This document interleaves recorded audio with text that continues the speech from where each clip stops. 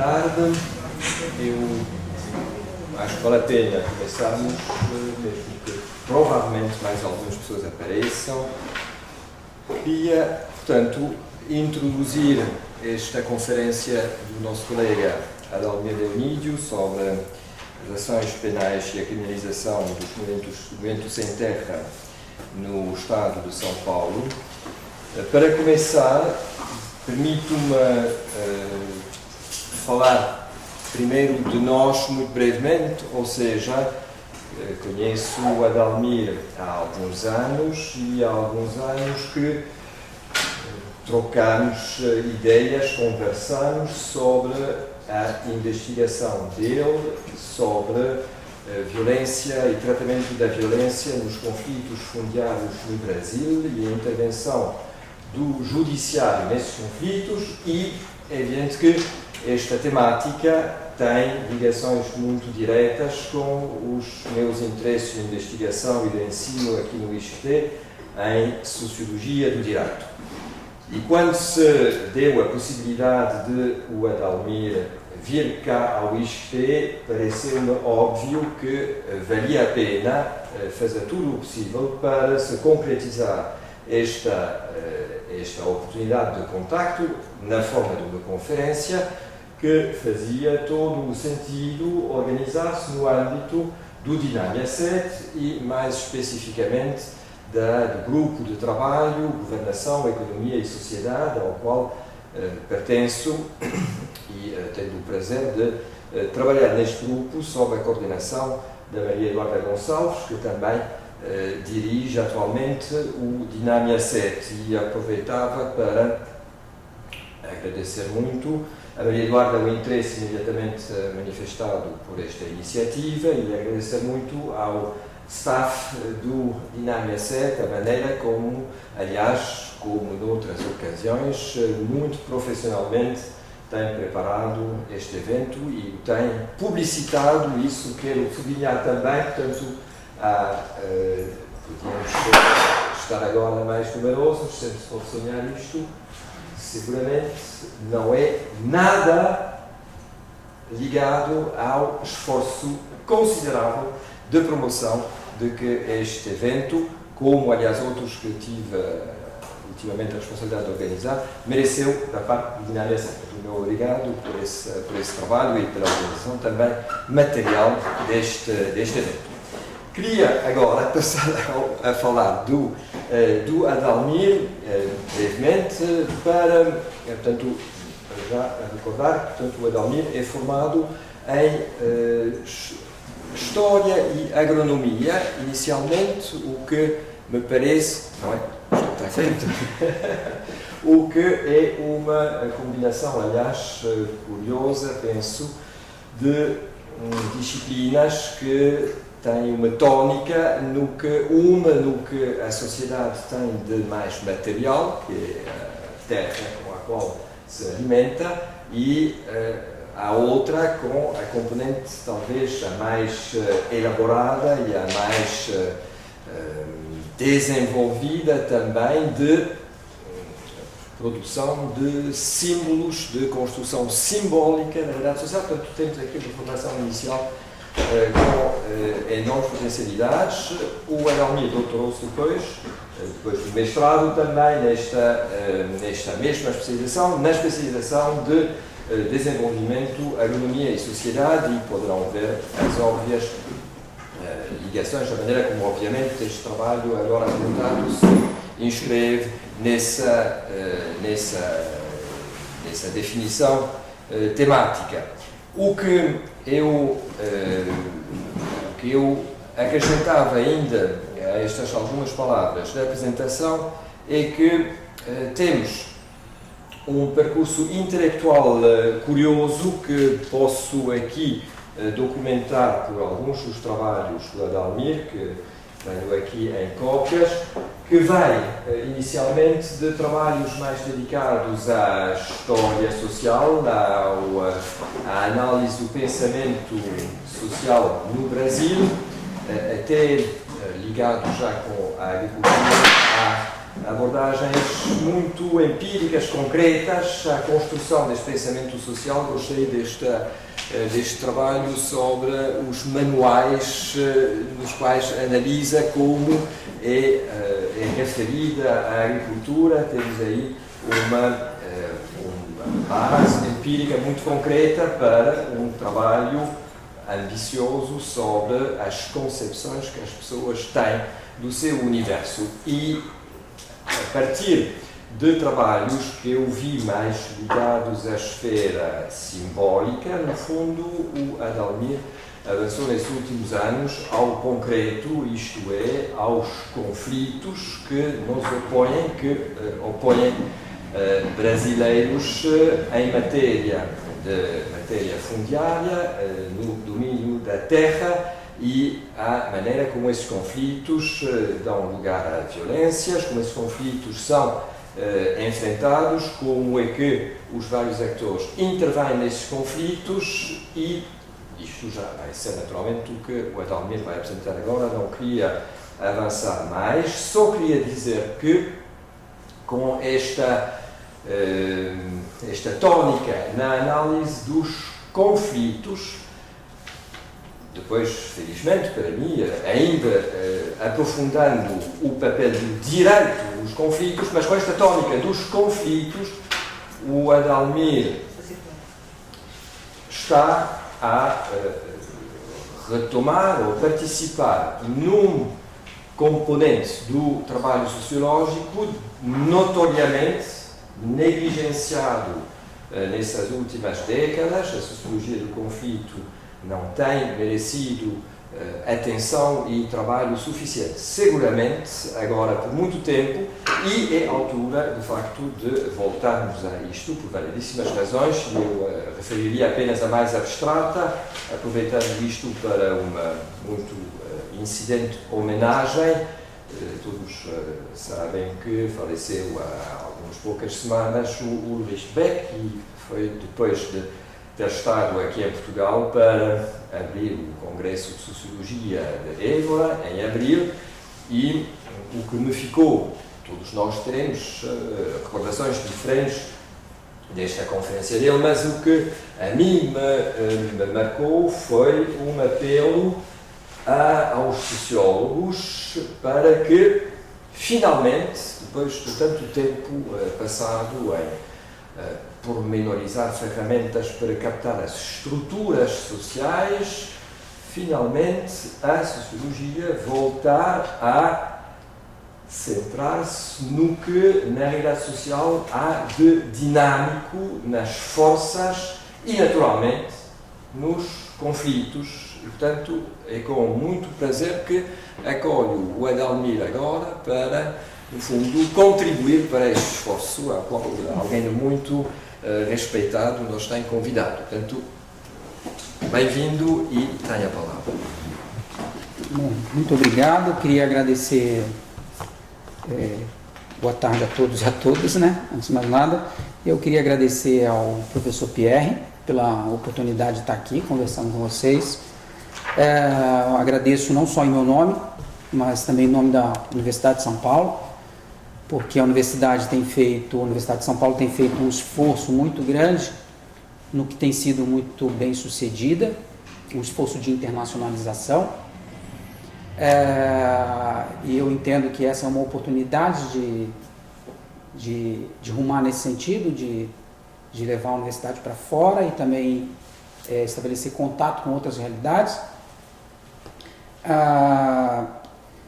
Então eu queria agradecer ao Pierre mais uma vez e a todo o grupo do Dinâmica 7 pela oportunidade de estar aqui com vocês.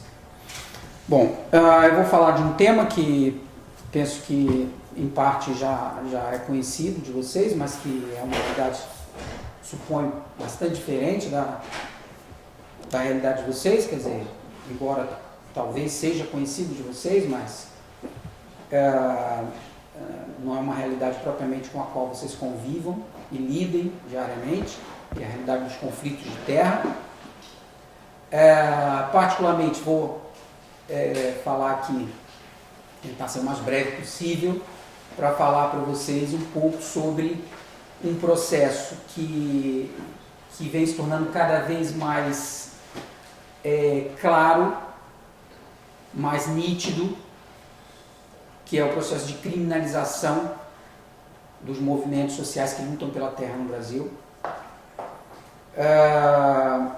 Mas penso que, como é um problema que não é tão conhecido assim por todos, penso que é importante eu dizer algumas palavras antes de iniciar propriamente o tema, sobre os conflitos de terra no Brasil, sobre os movimentos que lutam pela terra. Porque quando eu falo, eu usei aqui a expressão movimento dos sem terra, naturalmente se faz referência aqui ao MST, o conhecido MST, que é o Movimento dos Trabalhadores Rurais Sem Terra no Brasil. Não é apenas o MST, não existe apenas o MST que luta como movimento de luta pela terra no Brasil, existem inúmeros outros movimentos de luta pela terra, mas o mais conhecido de todos, o que tem maior projeção nacional e também internacional, é o MST. Então, normalmente, quando eu falo movimento de luta pela terra no Brasil, quase sempre estou me referindo aqui ao MST. Obviamente, quer dizer, no Brasil isso já é um assunto praticamente consensual, tá? Os conflitos de terra no Brasil e a luta pela terra no Brasil existem em decorrência de um problema maior, que é o alto grau de concentração da terra no Brasil. Existe um índice, né, que vocês devem bem conhecer, que se chama índice de Gini, que mede o grau de concentração da terra. Esse índice varia de 0 a 1. No Brasil, a última estatística que eu li estava em 0,89, então bem próximo de 1. Tá? Quer dizer que, portanto, as terras no Brasil estão bastante concentradas. E, segundo os últimos dados que eu vi também, que eu tive acesso, não tem havido um esforço no sentido de, quer dizer, o esforço talvez haja numa certa perspectiva, mas não mas a verdade é que esses números não estão, quer dizer, o índice Gini, em vez dele tender mais para 0, ele tem tendido mais para 1. Isso quer dizer que a Terra tem se concentrado cada vez mais. Então, ao invés de haver uma desconcentração, vamos dizer assim, ao longo dos anos está havendo o contrário, está havendo uma concentração cada vez maior da Terra. Bom, e aí, eu queria, se vocês me permitem um instante, eu queria passar 2 conjuntos de dados aqui que ajudam a entender melhor isso. Primeiro, aí não sei se está, acho que está cortado, deixa eu ver se eu consigo subir um pouquinho aqui, mas vai até 82, até 2002 os dados aí. De 90 a 2002, está cortado 2002 aí, mas dá para entender. Tá? Se a gente observa esses dados de ocupações de terra no Brasil, de 90 para cá, né, porque o MST, que é o movimento mais importante social de luta pela terra no Brasil, ele começou a surgir no cenário nacional por volta de 87, 85, 87. Então, as primeiras manifestações práticas dele aí no final da década de 80, início da década de 90. Então, eu tenho dados aí para vocês, mostro aí, dados de 90 até 2002. A gente observa nesses dados o quê? A gente observa que a partir da década de 90 começou a haver um crescente de ocupações de terra, e esse crescente de ocupações de terra vai até o final da década de 90. Tá? Então, até o final da década de 90, há um aumento gradativo do número de ocupações de terra no Brasil. A partir dos anos 2000, esse número de ocupações de terra vai diminuindo. Né? Dá para observar aí pelos dados, a tendência é que ele vá diminuindo até 2003. Eu tinha dados, eu não trouxe aqui, mas eu tinha dados até 2012. Então, até 2003, 2004, ele vai diminuindo, depois volta a crescer um pouquinho e aí volta a cair novamente. Tá? Mas a tendência é, a partir dos anos 2000, ele cair. Tá? Aí, se a gente observa o outro conjunto de dados, que é dados sobre assentamentos, a gente observa o quê? A gente observa também uma tendência de crescimento aí, a partir dos anos 90 até o final da década de 90, mais ou menos. E aí a gente observa a mesma tendência, volta a cair, tá? O número de assentamentos. Isso só para mostrar de maneira muito breve e sucinta o quê? Que existe uma correlação quase óbvia entre o número de ocupações de terra e o número de assentamentos realizados. Qual é a minha mensagem, né? Para eu entrar no meu assunto aqui, que é o meu tema. A minha mensagem é que sem as ocupações de terra no Brasil, não haveria assentamentos. Então isso é um entendimento pacífico de todos que trabalham com a reforma agrária no Brasil, com o tema da reforma agrária, que trabalham com o tema dos conflitos de terra no Brasil. Esse é um entendimento pacífico consensual. Quer dizer, não haveria assentamentos, né? Ou seja, o Estado não faria assentamentos se não houvesse ocupações de terra. Talvez seja o único problema, mas o que são assentamentos? Assentamentos são as famílias assentadas em lotes de terra que o Estado... Porque qual é o objetivo das ocupações de terra? Pressionar o Estado para a realização da reforma agrária, ou seja, distribuir terra, né? Inicialmente distribuir terra. Quero dizer, portanto, que sem essas ocupações de terra não teria havido os assentamentos que houve. Tá? Então fica claro pelos dados que sem essa pressão dos movimentos de luta pela terra sobre o Estado nada teria feito. São decisões de autorização de famílias em ocuparem ou atribuição a determinadas famílias de terras, assentamentos. Sim, distribuir terras, quer dizer, vejam bem, todas essas famílias que compõem o movimento dos sem terra, elas têm um objetivo muito claro, que é obter um lote de terra para viver, trabalhar, produzir, etc. Então o que eles fazem? Eles pressionam o Estado, e aí eles pressionam o Estado de que maneira? Qual é o instrumento político que eles têm para isso? Ocupar terras. E quais tipos de terra que eles ocupam? Eles ocupam geralmente fazendas ou que tem problema de titulação, né? Daí vai o seu caráter, vamos dizer, liberal desse movimento.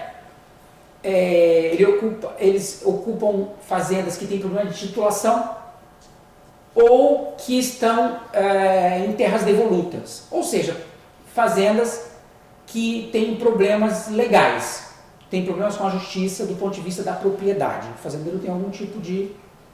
Portanto, não se trata de, aí, como a própria justiça tem atribuído, não se trata propriamente de invasão, porque embora a justiça tente configurar as ocupações de terra como invasão de propriedade, porque aí tem conotação jurídica, não se trata de invasão de propriedade, porque sequer, nesses casos em que há ocupações de terra, ocupações dessas fazendas, sequer essas terras são propriedades dessas pessoas, porque ou elas têm problema de titulação, como eu disse, porque são terras chamadas terras devolutas.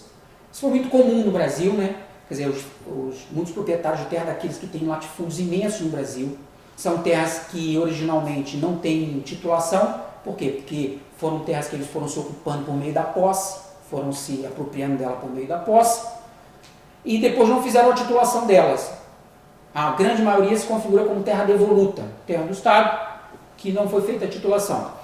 Ou a propriedade não cumpre aquele dispositivo constitucional sobre a tal função social da terra.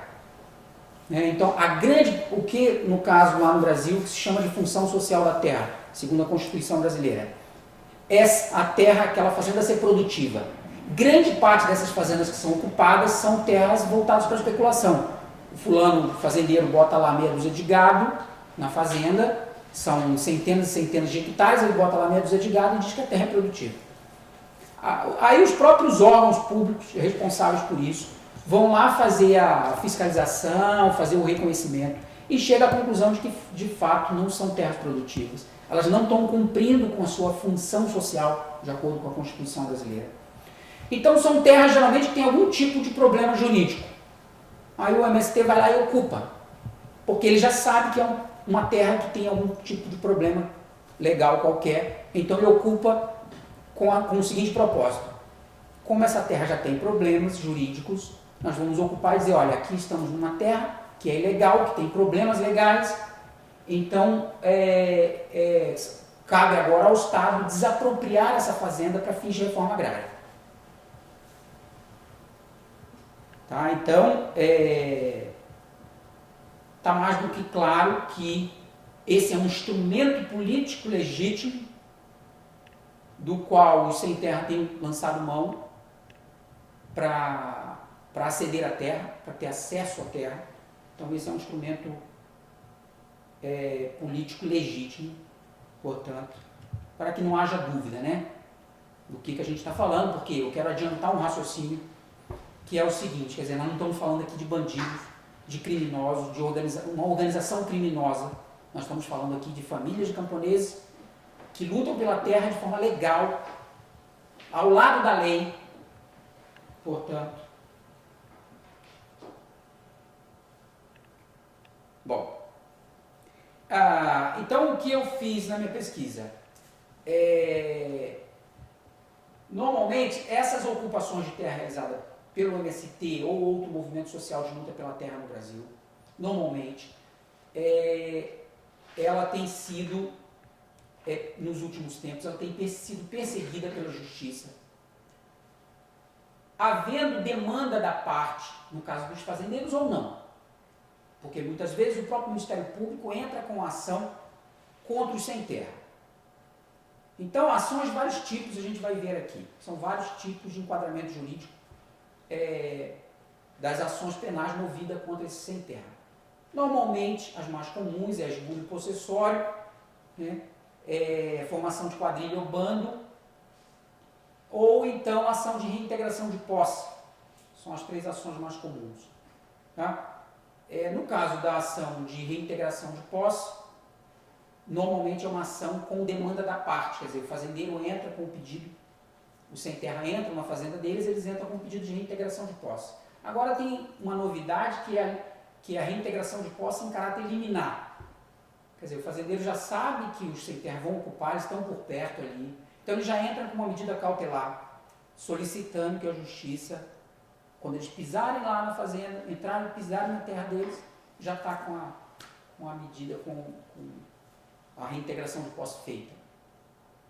Tá? Então, geralmente são esses 3 tipos. Então, o que eu fiz? Eu analisei esses vários processos, né? Permitam-me agora falar rapidamente desse processo. Foram 13 ações penais ao todo. 9, dessas 13, 9 foram condenatórias em primeira instância, com penas variando de 1 ano a 9 anos e 6 meses de reclusão, todas acima do mínimo legal, né? No Brasil, todas acima do mínimo legal. Isso por quê? Né? Me pareceu que ao longo dos processos, analisando os processos, isso fica muito claro. Porque todas as penas estão estabelecidas acima do mínimo legal, mesmo quando o crime não é tão grave, né? E aí o juiz faz o cálculo penal lá, ele usa todo tipo de brecha que ele puder, por exemplo, para aumentar a pena, para agravar a pena, antecedentes criminais, né, que é o boletim de ocorrência, ele pega a ficha criminal lá dos envolvidos, ou seja, ele usa todo que tipo de recurso que ele tem para agravar a pena dos condenados. Por quê? Porque aí ele não tem os direitos que a justiça faculta a ele, como, por exemplo, prestação de serviço comunitário, prisão em regime semiaberto ou aberto, domiciliar, etc. Então, todas as penas foram fixadas acima do mínimo legal. Tá? E aí, com penas variando até 9 anos e 6 meses. Então, já esse número de condenações alta, né, das 13 ações que eu analisei, porque, obviamente, eu não analisei todas as ações ao longo do período que eu trabalho, que é de 90 até 2012, não analisei todas, por razões óbvias, que é um volume enorme, aí já dava mais de 4.000 páginas, mas dessas que eu analisei, foram 13 ações penais ao todo, 9 tiveram condenações, sendo que as 4 não condenatórias,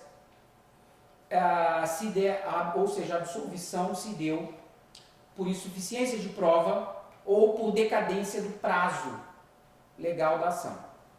Quer dizer que o prazo entrou em decadência, quando dependendo do tipo de ação, existe um prazo, um tempo para a ação caducar. Normalmente isso aconteceu em um dos casos. Em 3, o próprio Ministério Público pediu o arquivamento do processo por insuficiência de prova. Tá? Sendo que dessas 9, aí vai uma outra particularidade importante, dessas 9 condenações, em segunda instância, essas 9 condenações em primeira instância, em segunda instância, o desembargador entendeu, revendo o caso, entendeu que não havia prova suficiente para condenar em nenhum dos casos e a ação foi revertida. Portanto, foi revertida. Então, quer dizer que, de fato, em nenhum dos 13 casos havia provas que pudesse levar à condenação. Tá? O que quer dizer que as condenações foram todas muito arbitrárias, conforme eu vou buscar mostrar aqui. Mostra também uma outra coisa importante, que é uma certa, vamos dizer assim, uma certa diferença entre os tribunais de primeira instância no Brasil e os tribunais de instâncias superiores. Normalmente, os tribunais de instâncias superiores demonstram uma sensibilidade maior para os problemas sociais e, vamos dizer assim, uma disposição maior em aplicar dispositivos constitucionais e aplicar os direitos humanos em casos desse tipo. Tá? Por isso até que a gente observa que há uma reversão da decisão quando vai para instâncias superiores. Tá? Bom, aí uma outra coisa importante ainda, fazendo balanço dessas ações, é que dessas 13 ações, em 2 delas houve pedido de prisão provisória. Ou seja, pediu-se a prisão dos envolvidos na ação durante o andamento do processo. Não tinha a menor justificativa para isso, porque não são pessoas perigosas, aí podemos falar várias coisas aqui, mas não são pessoas perigosas, não são pessoas que representam um perigo para o andamento da ação, são pessoas que têm residência fixa, então são todas pessoas, os envolvidos todos são pessoas de família, com mulher, com filhos, etc., com residência fixa, não são pessoas que representam risco para o andamento do processo, nem para a sociedade, nem para a ordem estabelecida, conforme o próprio juiz alegou, né, conforme o promotor alegou no pedido e o juiz reiterou na sua decisão. Mas, apesar disso, nessas 13 ações houve 2 pedidos de prisão provisória. Eu conversei com um dos advogados do Sem Terra lá, e ele me disse que apenas em 2004, eu não tive acesso a esses dados, tá? Estou falando pelo que eu ouvi desse advogado. Então ele me disse que em 2004, só em 2004, foram ao todo, pensando todas as ações no estado de São Paulo, foram ao todo 69 pedidos de prisão provisória. 69 pedidos de prisão provisória. Bom, aí eu queria dar uma informação. Recentemente saiu um relatório da Pastoral Carcerária, que é uma parte da igreja, vamos dizer assim, um grupo ligado à Igreja Católica no Brasil, que dá assistência social e jurídica aos presos e suas famílias no Brasil. A Pastoral Carcerária lançou recentemente um relatório onde ela constata, por meio dos acompanhamentos jurídicos que a Pastoral Carcerária faz desses casos, que 70% dos presos do estado de São Paulo estão sob a forma são presos provisórios, ou seja, estão sob regime de prisão provisória. 70% da população carcerária do estado de São Paulo são presos provisórios. Sendo que, com vários agravantes. Primeiro, muitos desses casos, a pessoa fica presa, às vezes 1 mês, 2 meses, 3 meses, ou mais, e depois são inocentados. Quer dizer, o próprio Estado reconhece, no final de contas ele não tinha culpa, não era... Enfim, é inocentado e é solto. Ou seja, o próprio Estado gastou dinheiro para manter na cadeia e depois reconhece que ele não tinha nada. Na grande maioria dos casos, trata-se do tal crime de bagatela, tal como é conhecido no Brasil. Crime de bagatela, a pessoa rouba um pote de margarina no supermercado, e a pessoa vai para a cadeia e fica lá 2, 3 meses, às vezes 1 ano. A Pastoral Carcerária, nesse relatório dela, fala de casos de presos que estavam 1 ano sob regime de prisão provisória, o que é absolutamente ilegal, porque a prisão provisória no Brasil só é permitida por 1 mês, prorrogável por mais 1 mês, e na maior parte dos casos, os crimes não pagavam o gasto, não se justificava o gasto que o próprio Estado tinha com o tipo de crime que se cometeu, que é tal crime de bagatela, roubou um pote de margarina, um pote de manteiga no supermercado. Então, existe, o que eu quero dizer com isso? É uma questão consensual no Brasil, que existe um abuso, um uso excessivo, abusivo de prisões provisórias no Brasil, de prisão temporária, com objetivos políticos. Né? A pastoral carcerária diz que existe um uso da prisão provisória como mecanismo de controle populacional, de controle de população de rua. No caso agora recente, no estado de São Paulo, a prisão provisória estava sendo usada para controle daqueles que usam crack. Né? Existe uma região lá no estado de São Paulo que se chama Cracolândia, que é um grupo de usuários de crack. E acabaram com os abrigos de moradores de rua no estado de São Paulo, e aí não sabia exatamente o que fazer com essas pessoas, então começaram a colocá-las na cadeia sob qualquer pretexto. Um dos casos mais absurdos, assim, só para vocês terem uma ideia, do hilário, né, quero dizer, mas é triste, mas é por um lado é hilário, onde justifica-se que a pessoa está presa porque ela não tem residência fixa, e sendo que a pessoa era moradora de rua, então vai dizer, o absurdo da situação, a pessoa diz, olha, eu sou morador de rua, eu não posso ter residência fixa. Então, casos como esse, assim, que se tornaram moeda corrente no Brasil, mostra que, de fato, tem se usado, né, a prisão como instrumento político. Né? Tem se usado a prisão como instrumento político. Aquele autor lá, o Rick Vacan, né, tem falado sobre o avanço do Estado Penal, o recuo do Estado Social, o avanço do Estado Penal. O caso do Brasil trata-se de uma situação mais grave. Primeiro que não é uma novidade isso, né? Aquilo que hoje está se chamando de estado de exceção no Brasil é a regra, né? Sempre foi a regra. Mas nós estamos falando de algo mais grave, que é o recuo do próprio Estado de Direito, isso falando no mundo, né? Nós estamos falando de um recuo dos direitos civis, né? Porque pós 11 de setembro houve um recuo, vamos dizer assim, está havendo, né? A criação de uma série de leis de exceção e, portanto, um certo recuo do Estado de Direito. Então eu quero dizer que, no caso do Brasil, isso não é nenhuma novidade. O que o Brasil fez foi se alinhar historicamente com esse momento do mundo, mas isso não é nenhuma novidade, porque o desrespeito aos direitos individuais do Brasil, quero dizer, o desrespeito aos direitos individuais dos mais pobres, né, daqueles que ocupam um certo lugar na ordem social. Isso é moeda corrente, sempre foi moeda corrente. Tá? Então, esse abuso aí das prisões provisórias, porque realmente é abusivo, é arbitrário, absolutamente arbitrário, mostra bem isso, essa realidade no Brasil, e isso tem sido usado como instrumento político de perseguição ao sem terra também. Né? Eu analisei também 15 habeas corpus,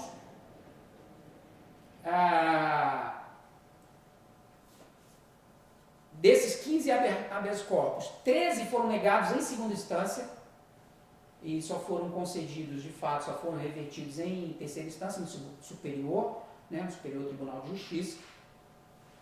Então, mostrando também que, mostra duas coisas. Primeiro, quando a justiça brasileira vai decretar reintegração de posse, ela é rápida. As reintegrações de posse geralmente são feitas em tempo recorde, em horas, que é no mesmo dia, né? A reintegração de posse é no mesmo dia. O fazendeiro entra com um pedido no mesmo dia, algumas horas depois a reintegração está dada, já está lá o oficial com a reintegração, com a polícia na porta para expulsar o sem terra da fazenda.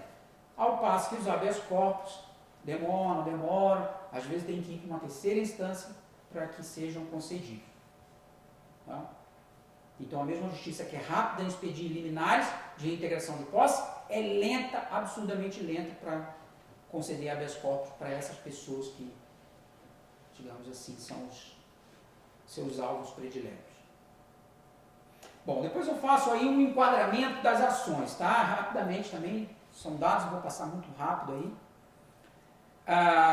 São, ao todo, das ações que eu trabalhei, foram 12 ações de reintegração e manutenção de posse.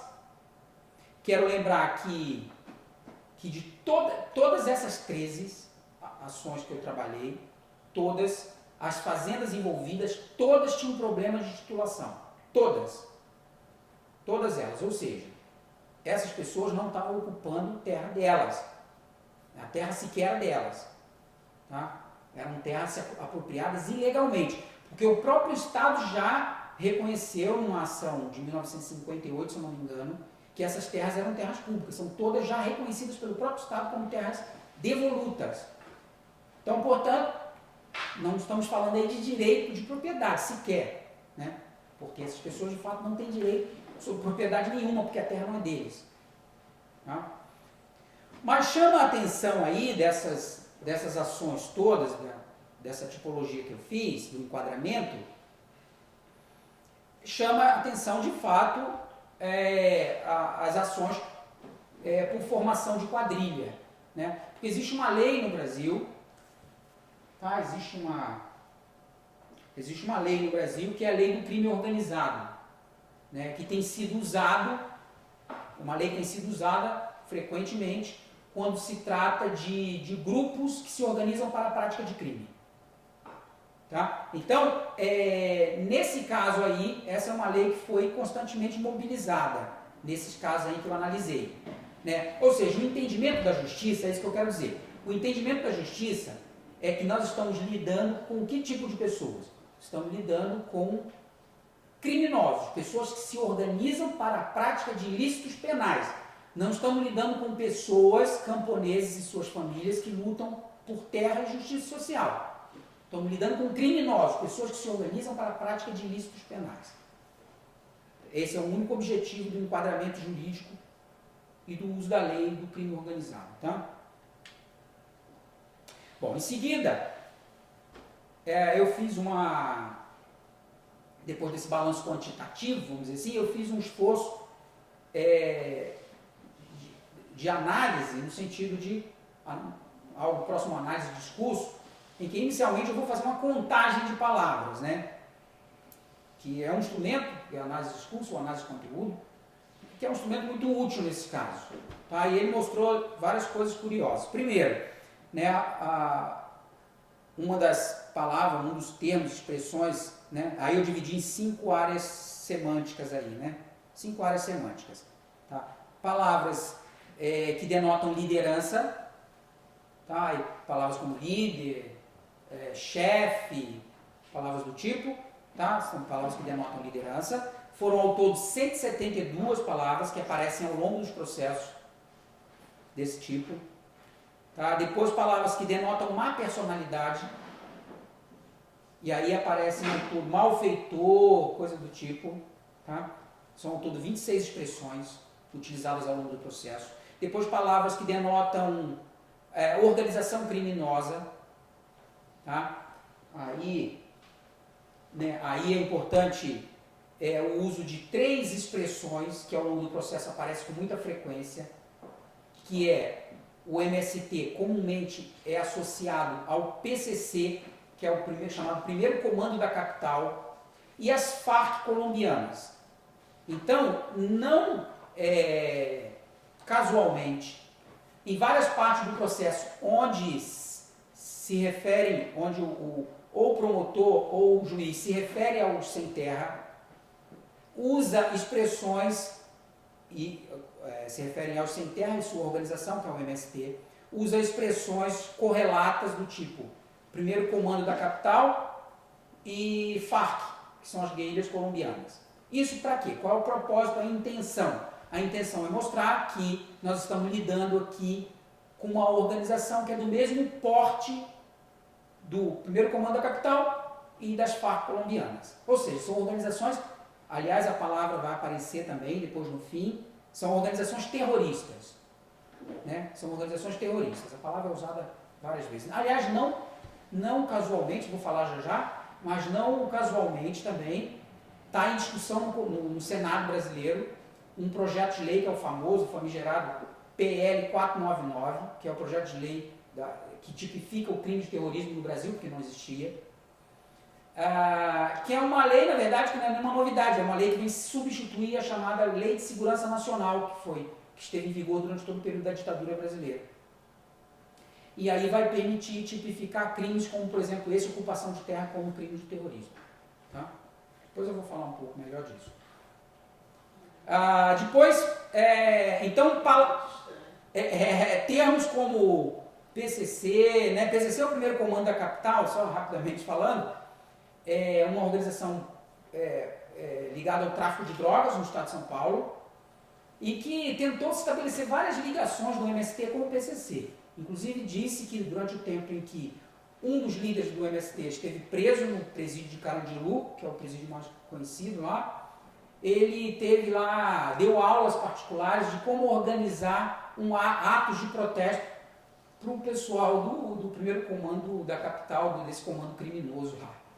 Obviamente são todas especulações por parte da imprensa, mas o que é curioso nesse caso é que é especulação, mas o próprio processo, o juiz, o promotor, na verdade, na tentativa de provar aquilo que não se pode provar o improvável, ele próprio usa essas notícias de imprensa, mostrando, tá vendo, olha, a própria revista famosa lá no Brasil, que é a revista Veja, ela própria está mostrando, está dizendo aqui na sua reportagem que existem ligações do MST com o PCC, portanto, nós estamos falando não estamos falando de movimento social, estamos falando aqui de grupos criminosos que se organizam para praticar o crime, etc. Isso não é prova, isso sequer é indício, né? Salvo engano, eu não sou da área do direito, mas o Pierre talvez me corrija. No caso, se usar notícia de jornal, sequer é indício, né? Quem dirá prova, então isso não é prova de nada. Uma notícia de jornal pode ser uma notícia mentirosa, não quer dizer que é um fato. Né? Bom, depois, palavras que denotam ou que desqualificam os réus, né? Existe uma série de termos, tá? São vândalos, são termos que são usados assim mesmo, do jeito que eu estou falando, vândalos, enfim, tem uma série de termos aqui, eu elenquei, mas para não ser excessivo, não vou. Então, são ao todo 189 termos que desqualificam os sem terra ao longo do processo. E depois termos que denotam um estado de insegurança. Por exemplo, quando se fala do MST ao longo do processo, diz-se: criou-se um estado generalizado de intranquilidade no campo, um estado de insegurança, um estado de barbárie, um estado de guerra civil permanente no campo. Então, todas essas expressões e termos que denotam um estado geral de insegurança, eu contei ao todo 143, são usados propositalmente, né, com intenções, claro, porque se trata aí de um discurso organizado com intenções criminalizantes. Bom, aí por último, queria falar daquilo que eu acho que é o mais importante, a parte qualitativa, vamos dizer assim. Aí fazendo aí a análise do discurso, percebo aí, a gente pode perceber, a análise do discurso desse processo, podemos perceber uma série de coisas. Bom, primeiramente, ao longo de todo o processo, a gente observa uma linguagem que inicialmente ela tem um propósito muito claro, que é de dar prestígio e autoridade a quem fala, né? Seja o promotor, pensando aí nos vários operadores do sistema de justiça, seja o promotor, seja mesmo o delegado, o promotor, o juiz na sua sentença, etc. Bom, e aí isso por duas ordens de razões, né? Primeiramente, claro, uma questão quase óbvia, porque o discurso jurídico é um discurso do poder, né? Então, essa linguagem é uma linguagem do poder. Então, ela tem que se apresentar assim, como uma linguagem de autoridade, uma linguagem de poder.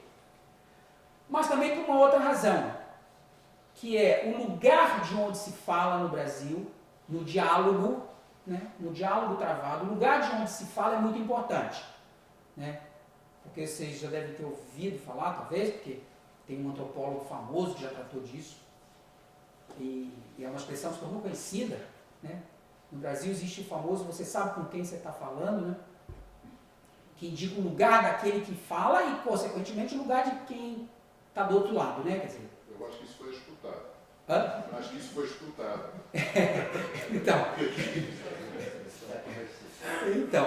Então existe essa coisa, você sabe com quem você está falando. Recentemente, houve um incidente, eu estava em conversa com o Pierre no gabinete, eu lembrei desse incidente.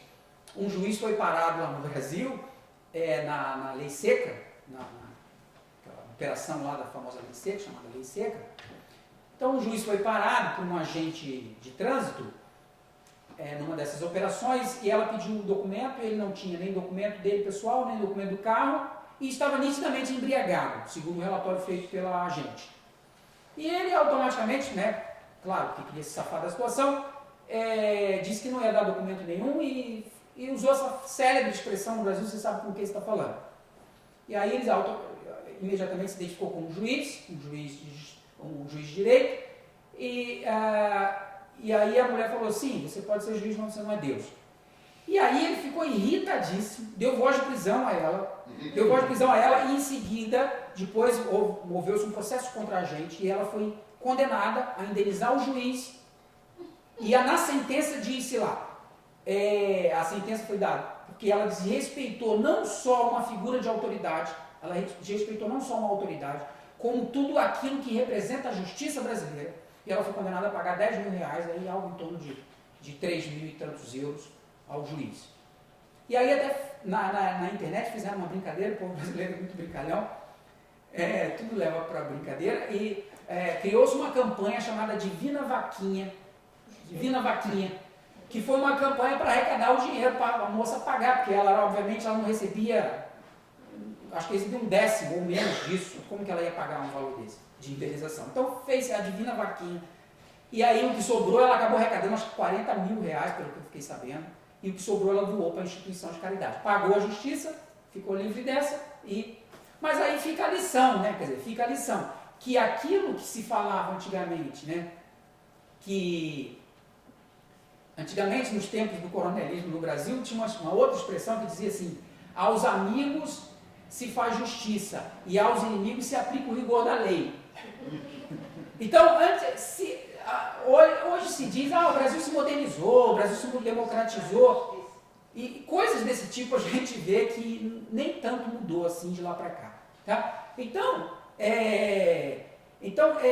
nesses casos, quando a gente observa isso, a gente vê ao longo do processo que essa linguagem do prestígio, a linguagem do poder é fundamental nessa interlocução das figuras de autoridade com o réu no processo. Se a gente pega um exemplo específico lá, porque é uma coisa que eu acho que é a realidade no mundo inteiro, o tal do juridiquês, que é o uso abusivo dos termos jurídicos, de termos arcaicos na linguagem jurídica, etc. Ora,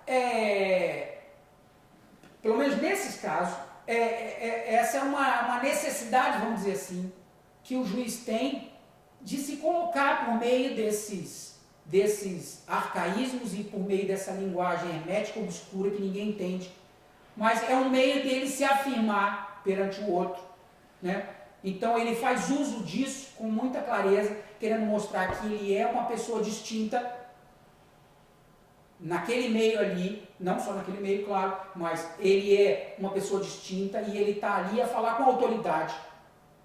Então é importante para manter essa distância daquele que fala nos meios jurídicos, essa coisa do uso de uma linguagem que a princípio é uma coisa banal, em toda a justiça se faz isso, todo meio jurídico faz isso, mas no caso do Brasil tem um sentido muito específico, que é esse da importância de você se distinguir dos demais, e sobretudo num caso de um processo, você se distinguir daquele que é o seu alvo, vamos dizer assim, aquele a quem você está se reportando, que é o réu.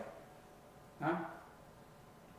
Uma outra coisa que fica clara é, consequentemente, se existe por um lado o desejo da distinção, do prestígio e tal, de se distinguir, existe também a necessidade de desqualificar o outro no processo. Eu tive cuidado de anotar,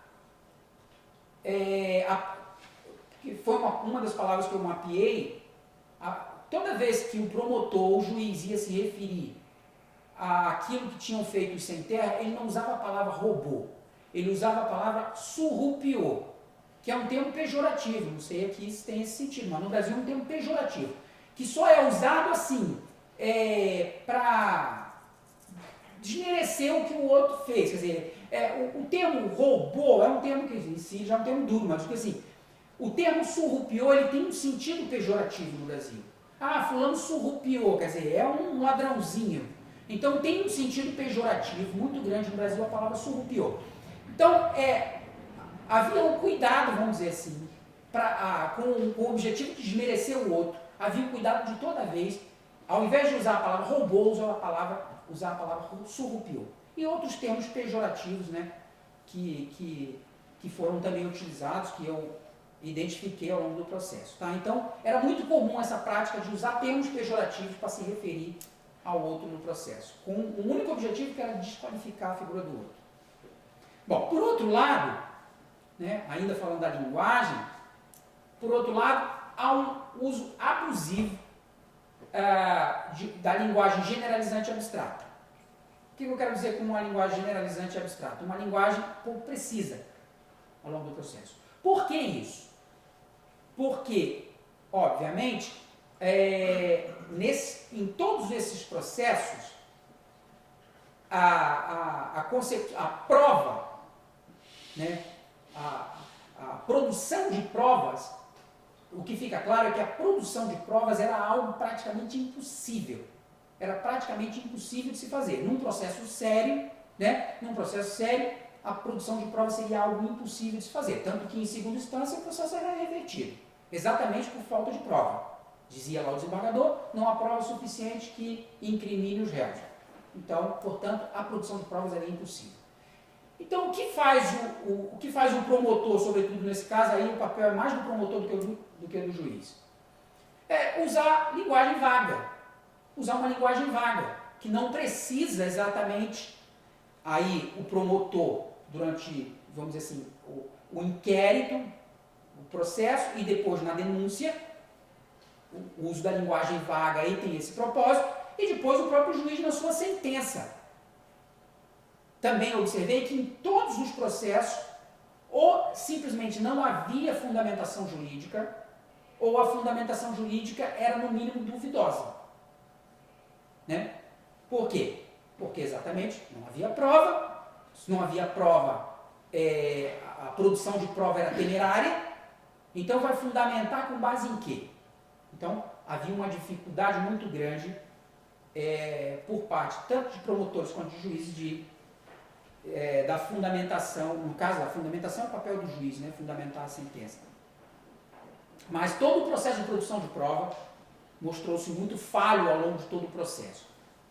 E aí notem aquilo que eu chamei a atenção atrás, a questão do termo líder, né, que aparece inúmeras vezes, porque existe aí, como o MST não é pessoa jurídica, e quando há ocupação de uma fazenda, trata-se de uma massa de pessoas que ocupam aquela fazenda. Então não se sabe exatamente quem fez o quê. Né? Então não se sabe se houve algum dano, porque normalmente alega-se que houve dano, às vezes houve. Alguns laudos comprovam, houve dano. Mas é dano do tipo não intencional. Eles estão ocupando a fazenda, vamos dizer assim, eles vão entrar na fazenda, vão ocupar a fazenda. Não tem como não derrubar a cerca. 700, 800, 1000 pessoas, como que você vai impedir que 800, 1000 pessoas, mesmo que haja um líder, vamos dizer assim, há um líder, há uma cabeça que está ali liderando tudo, vamos dizer que isso existe, porque não existe. Porque uma das características do MST é não ser verticalizado, o movimento não é verticalizado, então ele não tem liderança. Mas vamos dizer que exista, é impossível que esse líder, seria impossível que ele impedisse que as pessoas quebrassem uma cerca. Então é quase natural que haja algum tipo de dano desse tipo, quero dizer. Mas é dano não intencional. As pessoas não entraram ali para roubar, para danificar, entraram ali para ocupar. Tanto que a primeira providência do MST quando entra numa fazenda é limpar o terreno e plantar. Primeira coisa que eles fazem. É muito simbólico isso. Eles entram, primeira coisa é limpam o terreno e plantam. Mostrando, ó, nós não estamos aqui para roubar nada de ninguém. Nós estamos aqui com um propósito político muito claro, que é de mostrar que nós somos produtores e não temos terra para produzir. Então é um ato bastante simbólico nesse sentido. Então, como não há liderança, e não há liderança de fato, e como não tem como provar quem foi que fez o quê, então procede-se a um verdadeiro processo de fabricação das lideranças. Então, todo o propósito do promotor, ao longo de todo o processo, é literalmente fabricar uma liderança, porque é o réu. Porque se não se mostrar que houve alguém que foi o responsável pelo dano, pelo ilícito, não tem quem se condene. Então, se não se sabe quem foi, as lideranças é que paguem, as supostas lideranças é que paguem o pato, né, como se diz no Brasil. Ora, então o que a justiça vai fazer? Vai usar tudo que tem à sua disposição a fim de provar que fulano, cicrano, beltrano eram líderes naquele ato. Como eles não têm como provar, o que eles fazem? Eles atribuem liderança difusa. Então, eles dizem, sabe-se que José Rainha Júnior é um importante líder do MST. Aí pega uma notícia de imprensa que diz lá, o líder do MST, José Rainha Júnior, disse que esse ano vai ter muitas ocupações de terra. Ora, existe uma distância, porque quando há um crime, o promotor ele tem que dar as circunstâncias do crime, ou seja, ele tem que pormenorizar a ação e dizer quem fez o que em que circunstâncias. Então não basta ele dizer que o Zé Rainha é um líder do MST, ele tem que provar que o Zé Rainha liderou aquela ocupação com um propósito X e que causou tais e tais danos. É o que se chama de tipificar o crime. Né? Então, como isso é impossível de fazer, faz-se isso de forma genérica, abstrata, diz o líder José Rainha Júnior, o líder fulano de tal, então pega essa notícia de imprensa, acopla essas notícias ao longo do processo, e aí no fim diz, está provado que o Zé Rainha é um líder do MST. Até pode estar provado que ele é líder do MST, o que não está, nunca está, porque não existe liderança, como eu já disse. Agora, em nenhuma das circunstâncias ficou provado que ele era o líder naquela ação, porque isso é o que importa. Quando há um crime, né, sobretudo se ele está mobilizando aí a tal do lei do crime organizado, porque quando a justiça mobiliza a lei do crime organizado, o que ela está mobilizando?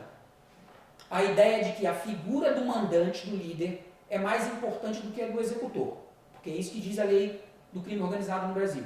A figura do mandante, do líder, é mais importante do que a do executor. Então, quando a justiça brasileira mobiliza a lei do crime organizado, ela está querendo dizer o quê? Que existe um mandante, que existe uma quadrilha organizada para a prática de ilícitos penais, existe um mandante. Então, ela quer provar que aquele que está sendo acusado é o mandante, é a cabeça da quadrilha, no caso do MST seria a quadrilha, e esses que estão no banco dos réus seriam o líder da quadrilha, os líderes da quadrilha. Então, aí eles usam uma teoria, que é a tal teoria do domínio do fato, né? Teoria do domínio do fato, que diz que o líder ele tinha o domínio do fato, ele tinha o domínio da situação, né? Por isso que ele é o mais, deve ter a pena mais agravada, tal, deve ser quanto maior o seu poder de liderança, segundo a lei, essa famigerada lei brasileira, quanto maior a sua capacidade de liderança, maior deve ser a sua pena.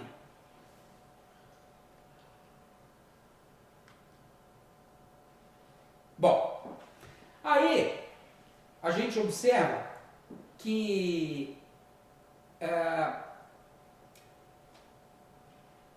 a disposição, se a gente pegar as sentenças, a gente vai ver que de fato o juiz, na maior parte das vezes, não motiva a sua sentença, ou seja, não fundamenta ela, conforme a própria lei exige, né?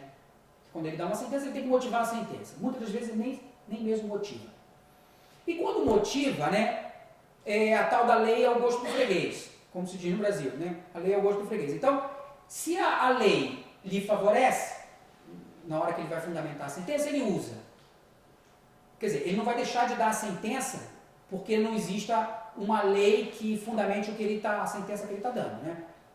A sentença, na verdade, é uma coisa que vem da cabeça dele. Ele já deu a sentença quando o réu, no caso, um membro do MST, senta ali no banco do réu, ele já sabe a decisão que ele tomou, já tomou há muito tempo. Então a sentença que ele vai dar já está decidida há muito tempo. A questão é o que eu faço agora com os fatos, o que eu faço com a lei. Como que eu me viro aí com a lei.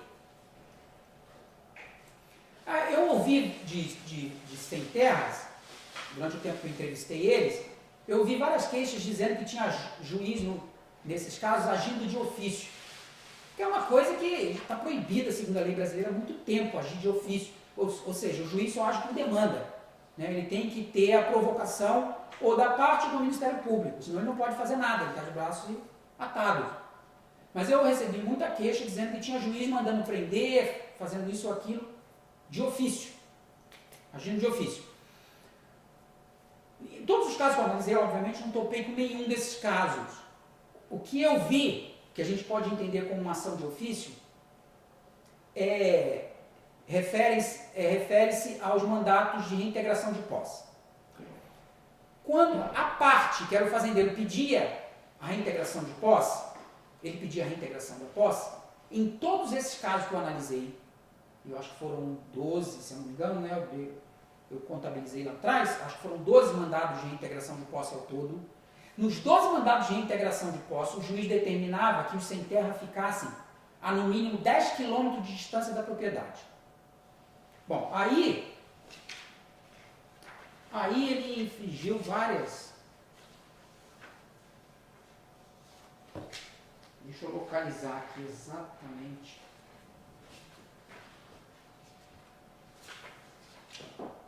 Mas ele infringiu aí várias leis e dispositivos legais. Bom, primeiro,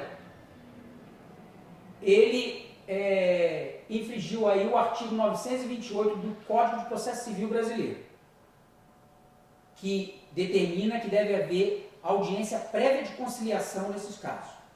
Então, normalmente, ele dizia que o caso era urgente e tal, e atropelava a lei e determinava a reintegração de posse. Depois, ele infringiu o artigo 128 do Código de Processo Civil Brasileiro, que diz: o juiz decidirá a lide nos limites em que foi proposta, sendo-lhe defeso conhecer de questões não suscitadas a cujo respeito a lei exige a iniciativa da parte. Quer dizer, se não houve o pedido de resguardo de 10 km de distância, não tinha porque o próprio juiz, por vontade própria, dizer: vocês têm que ficar a 10 km de distância, então ele não poderia fazer isso.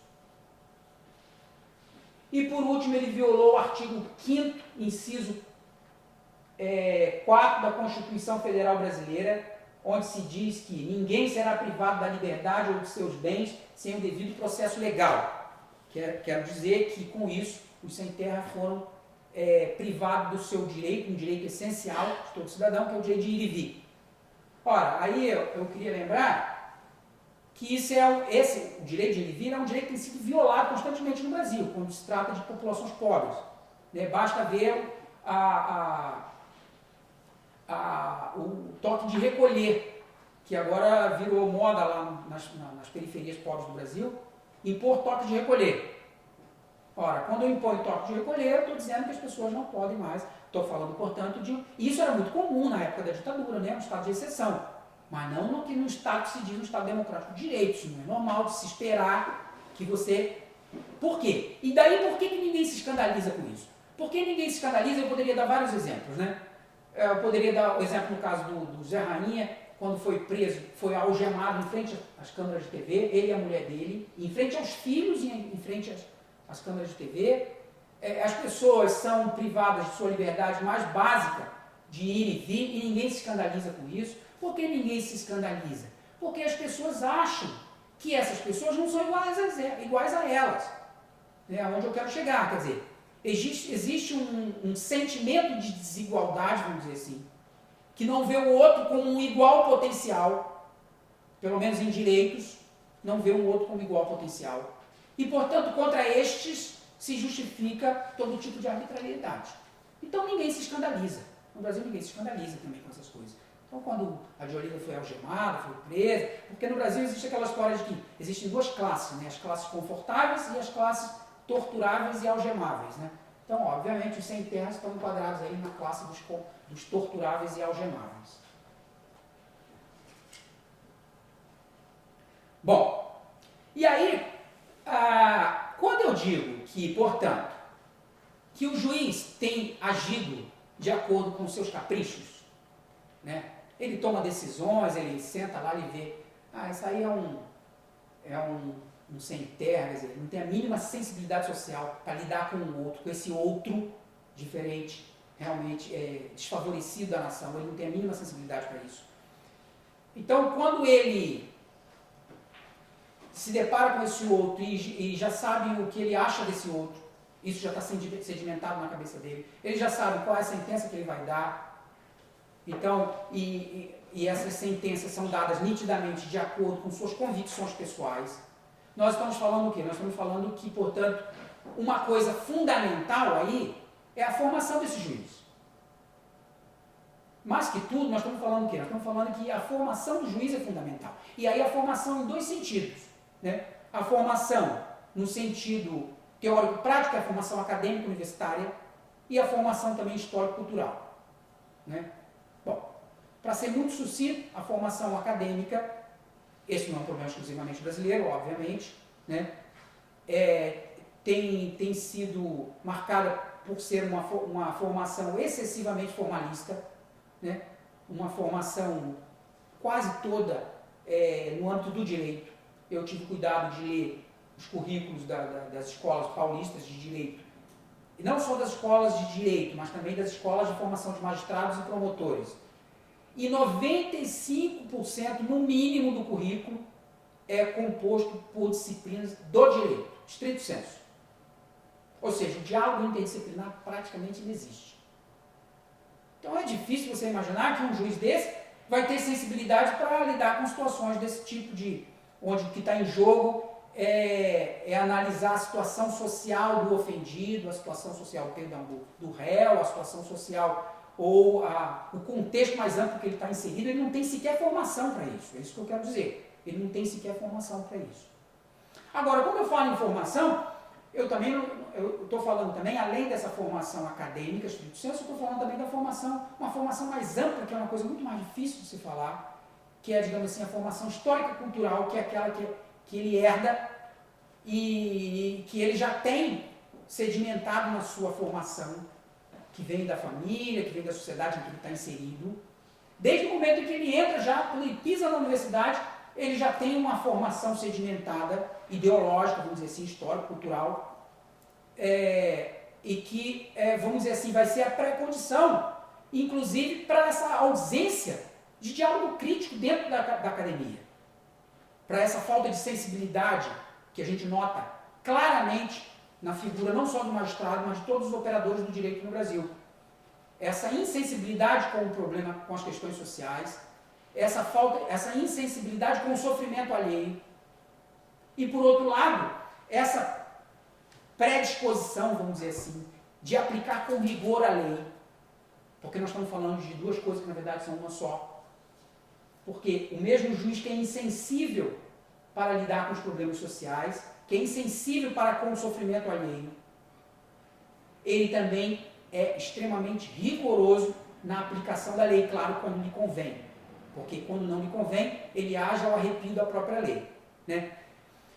Por que eu estou dizendo que é uma única e mesma coisa? Porque, obviamente, quando ele aplica a lei com rigor, ele não aplica igualmente a todos. Ele aplica a um grupo de pessoas. E esse grupo de pessoas são aquilo que eu estou chamando de classes torturáveis, classes algemáveis, etc. Ou seja, as classes desconfortáveis da nação, né? E esse é um problema que vem de longe. Porque, bem entendido, assim, no âmbito disso tudo, né, como um problema geral que dá origem a tudo isso, eu quero dizer que o mais importante é esse sentimento que existe no íntimo de cada brasileiro, que não vê o outro como potencialmente detentor de direitos iguais a ele.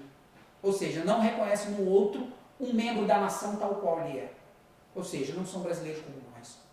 A sensação que eu tenho quando eu vejo, por exemplo, que como aquele caso lá mais antigo de crianças da Candelária que foram chacinadas lá no Brasil, vocês já devem lembrar disso, né? Foi um caso antigo, mas teve muita repercussão mundial, que várias crianças foram executadas em praça, crianças moradoras de rua, foram executadas por um grupo de policiais encapuzados.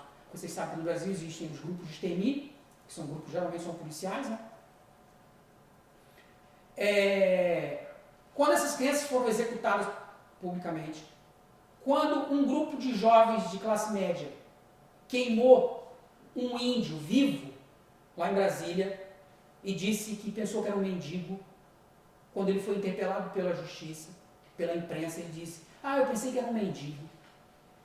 Quando o mesmo grupo de classe média, de jovens de classe média, que atacou uma empregada doméstica no Rio de Janeiro e disse: eu pensei que era uma prostituta. Então, a gente entende claramente que existe um grupo de pessoas, que existe duas coisas primeiro. Primeiro, existe um grupo de pessoas que são potencialmente violáveis, vamos dizer assim, que são potencialmente desrespeitáveis. Ou seja, que não goza de direitos nenhum, civis, né? Nenhum. Por outro lado, existe um sentimento generalizado de que, de fato, essas pessoas, porque ninguém se escandaliza com isso. Então, existe um sentimento generalizado de que essas pessoas não são como eu. A sensação que dá é que, quando as pessoas veem isso, falam assim: não são brasileiros como eu. Não são pessoas como eu. Ora, se não são pessoas como eu, não são brasileiros como eu, por que vou eu me sensibilizar porque ela está sendo torturada, está sendo... Porque... Aí poderíamos dar inúmeros exemplos. A tal a revista vexatória, né, que agora está em casa, está discutindo, mas no Brasil está na revista vexatória, que é o exame lá das famílias dos presidiários, né, o vasculhamento das partes íntimas das mulheres dos presidiários que vão à prisão. Obviamente isso não é feito. A mulher daquele caso que eu estava citando para o professor Pierre, do banqueiro Daniel Dantas, que roubou os cofres da nação e que foi condenado. A mulher dele, quando foi lá, ele ficou preso um dia. E a mulher dele, quando foi lá, certamente não passou pela revista vexatória. Isso eu tenho certeza. Porque eu sei, inclusive, quem foi o advogado dele. Eu conheço quem foi o advogado dele.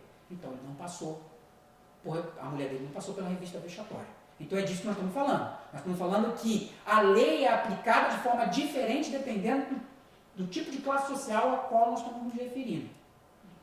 E isso vem de onde, gente? Isso vem de longe. Vem dos tempos da escravidão. Porque, vocês devem bem saber, o Brasil, durante 4 séculos, estava cindido. De um lado, senhores, do outro, escravos. Né?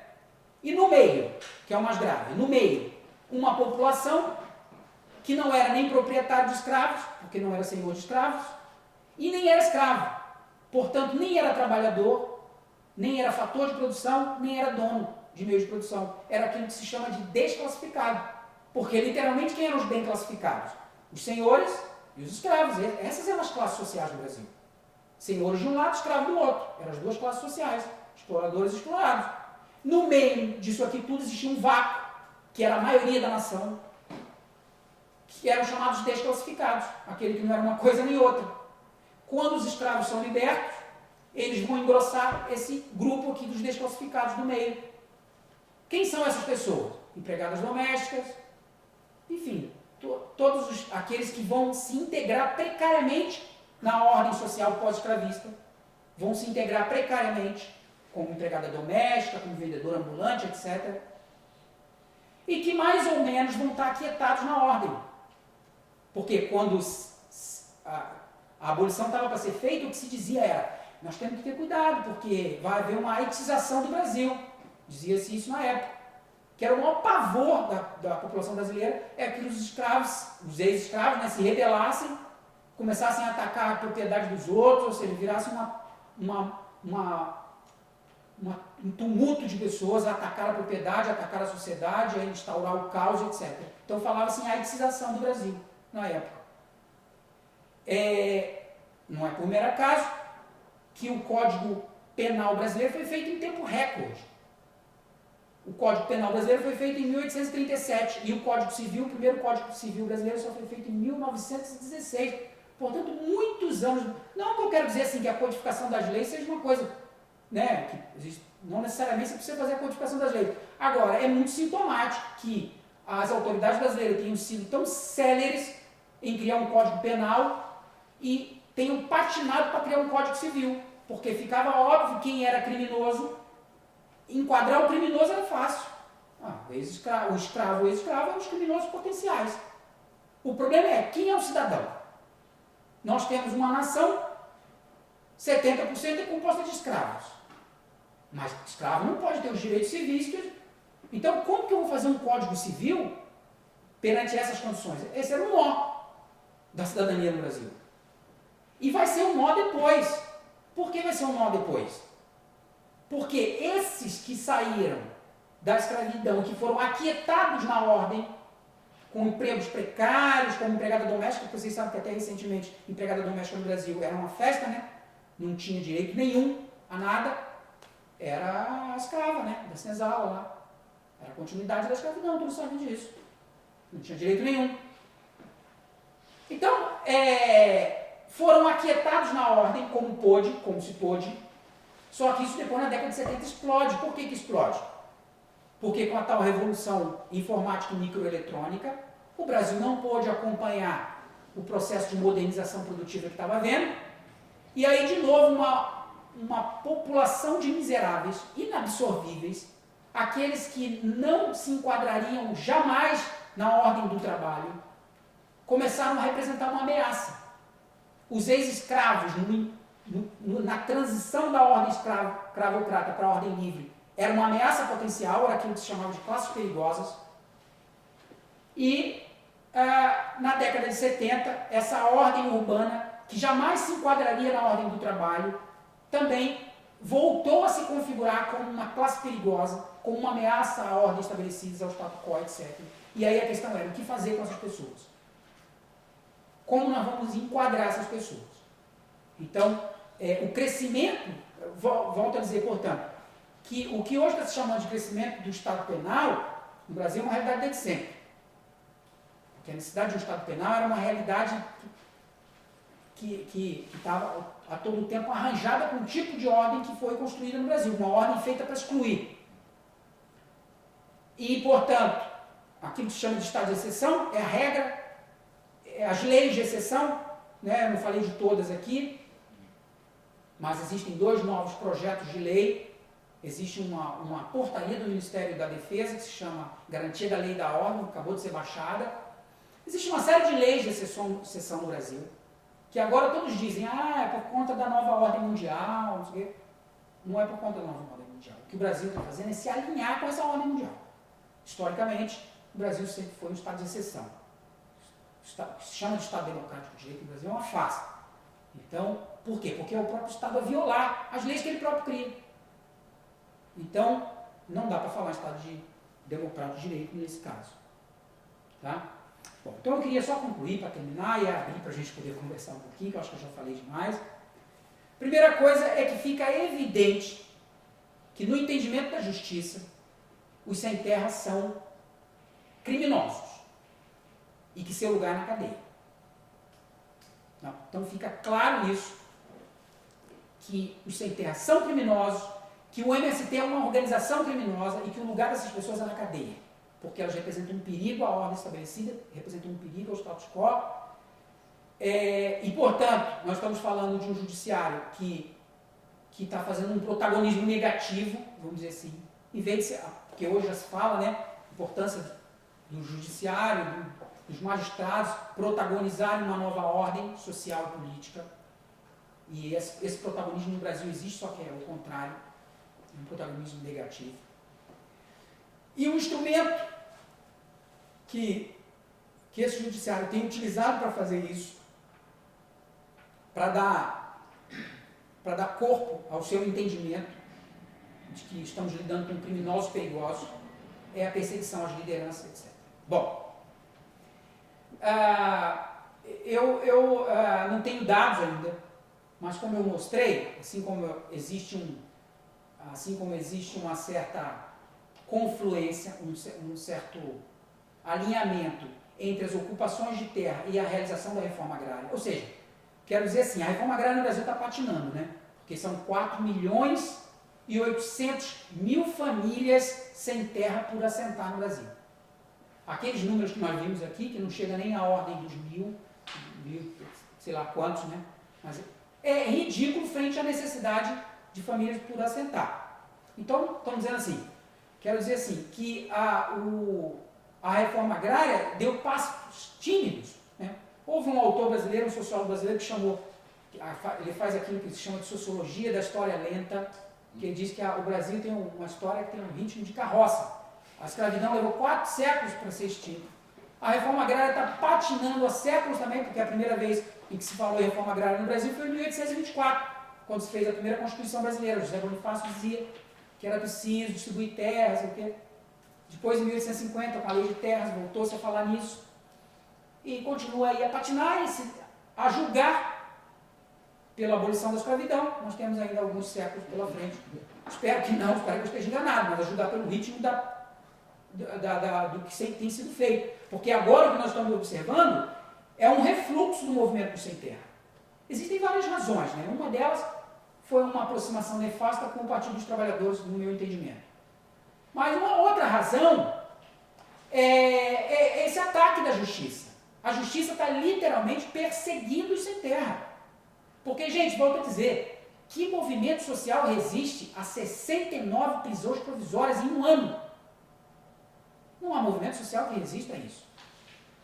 Então, o que dá para observar claramente é que a justiça tem tido um papel muito negativo,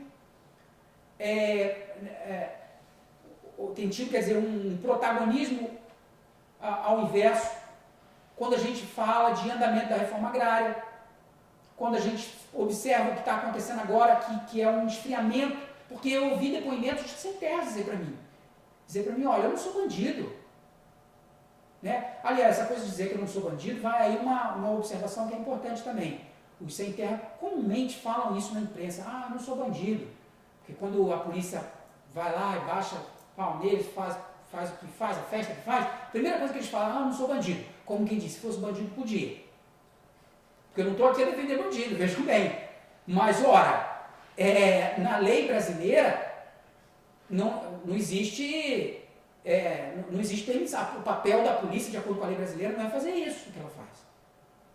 Então, se ela não pode fazer com ninguém, com nenhum cidadão, por que vai fazer com um? Então, quando o sem terra também assume é uma fala perigosa também, não somos bandidos, está certo, eu entendo o que eles querem dizer, porque são famílias e tal, mas é muito perigoso essa fala, muito perigosa, né, essa fala. Dizer, nós não somos bandidos, como quem diz, se for bandido pode fazer qualquer coisa, que é o que tem acontecido, né? Os presos, aquela caso do massacre do Carandiru. Ora, o Brasil não tem pena de morte, gente. Se não tem pena de morte, então como que se justifica que o próprio Estado assuma que está matando, por meio da polícia, está matando a larga, está executando pessoas? O Brasil não tem pena de morte. Então, perante esse contexto é complicado, né? E perante esse contexto que eu acabei de falar aqui, da conformação das classes perigosas, porque no Brasil os moradores de periferia que são potencialmente as classes perigosas no meio urbano. No meio rural são os sem terra. E no meio urbano são os moradores de periferia, que são as tais classes perigosas, aqueles que representam um perigo à ordem estabelecida. Aí é só vocês verem a população carcerária. 99% da população carcerária é o quê? Crime contra o patrimônio. É roubo ou roubo seguido de morte. 99% da população carcerária.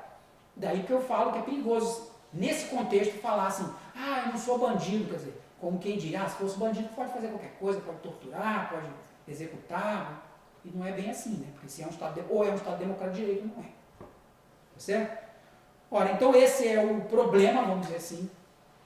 Infelizmente, assim, a pesquisa ainda está em andamento, né? Então eu tenho ainda conclusões por tirar, e é uma pesquisa que eu espero ainda prosseguir com ela por um bom tempo, que é uma coisa que eu gosto muito de fazer. Então eu abro agora, eu agradeço mais uma vez, peço desculpas por me exceder de mais um tempo e abro para aqueles que tenham interesse, que quiserem colocar questões, eu fico aberto para o diálogo.